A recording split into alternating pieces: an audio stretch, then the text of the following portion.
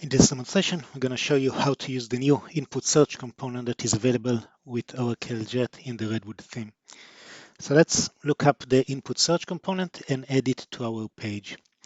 Now, an input search acts as both an input text and a list of value at the same time, plus it has this little icon here for searching.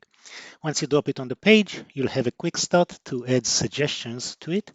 We're going to base our suggestions on a laptop business object that we have, and we're going to show the model name in the list. Now, in addition to the model name, I'm going to pick up a few other properties like the ID, the CPU, and the manufacturer to be additional things that we'll include in the raw data over here. Click Finish, and at this point of time, if we switch to live mode, you'll see the component in action. When I click on it, it's going to go over and fetch a list of value to show me here. Okay, and those are the model names. And then I can start to do things like type something like Mac, and it would filter to show me just the Mac related pieces from my list. Okay, similarly, if I type think, it's going to only show me the think related items over here. Now, as you can see, this is a text item, so I can also type things that are outside of the list and still have the value be in there. Okay, so this is one thing that is different from the select single, for example.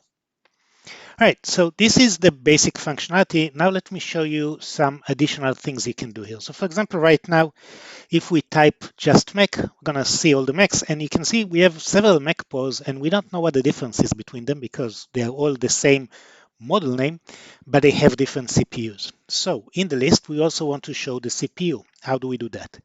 And let's go back into design mode over here. And we pick up our component, and I'm going to show you something in the structure pane. When you're looking in the input search over here in the structure pane, you can choose to show empty slots that the component has. And you would see that there's a template that you can use for the suggestions. So into this template, we're going to drop a highlight text component from here directly into this template. Okay, so now this is under the template. Now the highlight text has two properties for it. There's the text that we're going to match, and there's the text that we're actually going to show. Okay. So the text that we're going to match is going to be whatever someone typed here.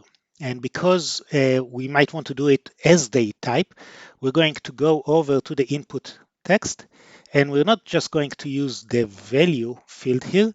Rather, we're going to use a property called raw value. Okay. Raw value is the value as we type it, and we're going to define a new variable. We'll call it, for example, my raw search. Okay, it's a string. This is a variable that is connected to the input search.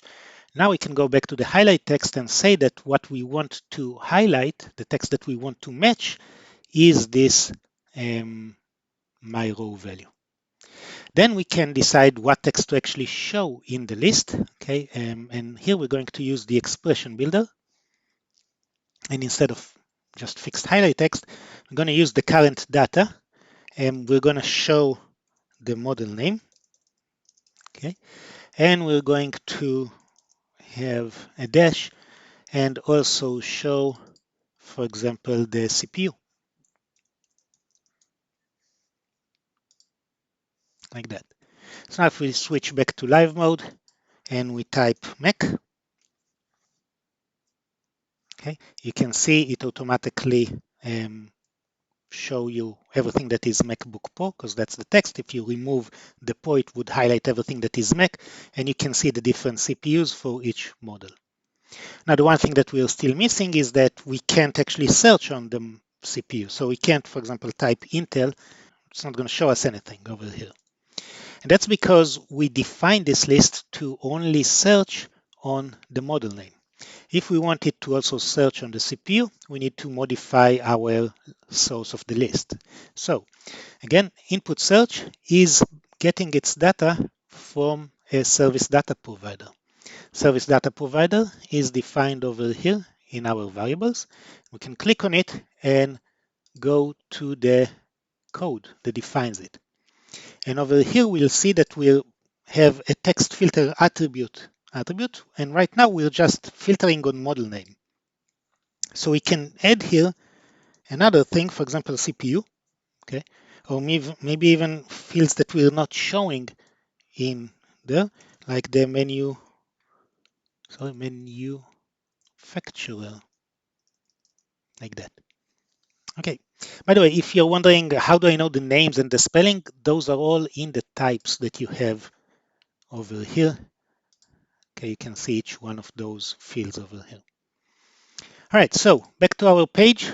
Now that we added the additional filtering, we can now type, for example, Intel, and this would filter everything that has an Intel CPU in it. Okay, so now our filtering works as well. So this is some of the basics of the input search. I'm going to hook it up to one more thing, which is to an action. Okay, so just like any other components, the input search has events, and we have an event here for the value action. Okay, and in here we're going to do an assign variable.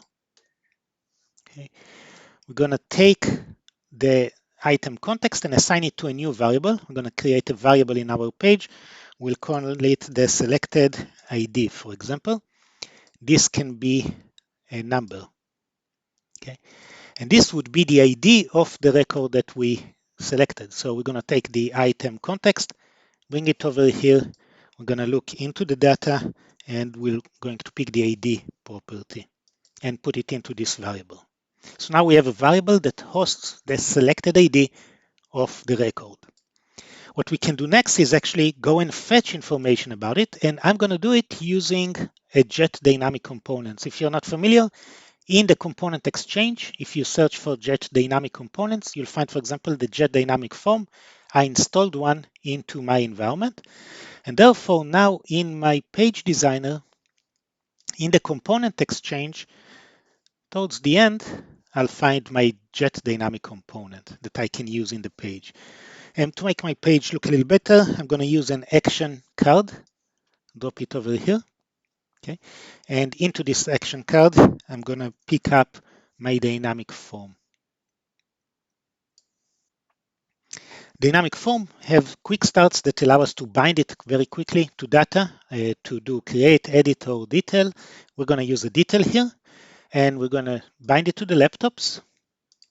We're going to define a new rule set. We'll call it the laptop form rule.